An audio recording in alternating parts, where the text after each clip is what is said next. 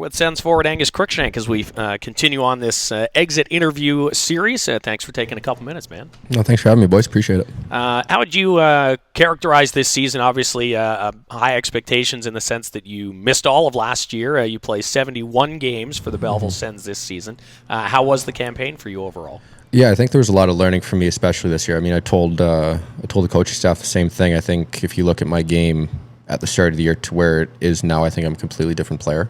I think I really rounded out my structural game, my defensive game, which was something that, in all honesty, was something I really needed to improve on. And the coaching staff let me know that at pretty early in the season.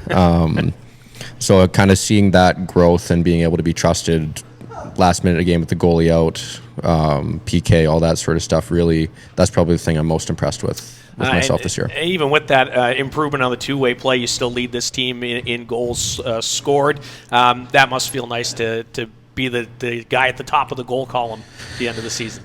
Yeah, I mean, it was kind of a cool thing. I didn't really have any sort of kind of expectations when it came to producing or anything like that. I mean, I wanted to produce. Obviously, I love to score goals. I don't think there's a better feeling in the world than scoring a goal. But yeah, I mean, to do that after last year was I'm pretty happy with that. Dating back to when we talked to you in Buffalo at the Prospect Showcase, a big thing for you was wanting to play a full season here after missing the year with the torn ACL. Mm-hmm. How big was that for you, just to show that you can play a full 72 schedule? Yeah, it's awesome. I mean, in all honesty, like I said previously, I wasn't really sure what to expect going into this year, and that was just a kind of a basic goal I had. So having that kind of come to fruition was huge for me. And just knowing that my knee can withstand it. I mean, I didn't have any doubts about it, but that just kind of reaffirmed it. And it was kind of funny. Yesterday, I noticed on the bench, it was like, damn, I guess I am wearing a brace right now. Like, I don't really notice it. It's just a part of you now. Yeah, it's just a part of me now. Like, I don't really notice it anymore, which is kind of a nice feeling, to be honest with you. You've played 90 games in the American Hockey League now. You got 63 points, pretty impressive.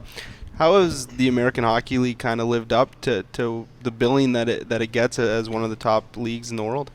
Yeah, it's funny. The boys joke it's the hardest league in the world for a reason. I mean, with all the travel and 3-3s, all that sort of stuff. So that was the thing I kind of had to get used to for sure. But no, in all honesty, it helps with the group of guys that we had in the room. But everyone binds together and pulls their weight in games like that where. Yeah, you may not be feeling your best, but I mean, at the end of the day, everyone's gonna do the right things and the right thing for the team to get the best result possible. You get through the full season in the AHL. Obviously, the NHL is the ultimate goal. And in talking with Sens general manager Pierre Dorion this week, you've been identified, obviously, as one of those guys who, if you put a strong start to next season together, can find yourself up there. How much do you look at the past Belleville Sens guys like Drake Batherson, Josh Norris, who kind of followed that same path where they found some really strong success in the AHL and were able to transition that up to the NHL? Yeah, I mean, obviously you can draw upon other guys, and I mean, obviously Drake, Josh are great examples. But I mean, at the end of the day, I'm not Drake Batherson, I'm not Josh Norris, I'm Angus Crookshank. So I have my own route, and I mean, at the end of the day, all I can worry about is what I can do individually to get myself there, and I will do whatever it takes to get to that next level. Yeah. With that in mind, what's the summer look like for you? Yeah, a little bit of time off. I'm the development staff kind of told me, hey, like actually take some time off this summer because I normally get right into things when I'm back home, which is good and bad, and I guess in a sense. But I don't know. I can't really stay away from rink all that long. Yeah. But I'll have some time off. I'm going to drive back, so I'll kind of take my time. Like I'm staying at a ranch in Montana for a few days, so nice. I'll kind of be able to just kind of immerse myself in nature on the back of a horse, which will be good.